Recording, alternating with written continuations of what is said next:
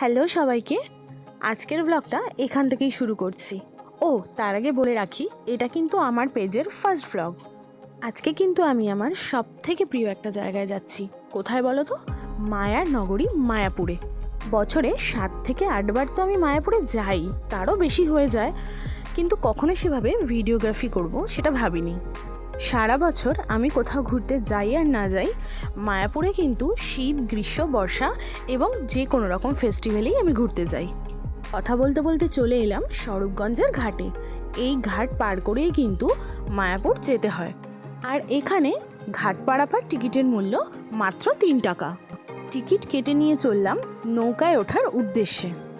এখানে আমি যতবারই আসি, নৌকা পারাপারের সময় এরকমই ভিড় হয়, সেটা শীতকাল হোক বা গরমকাল।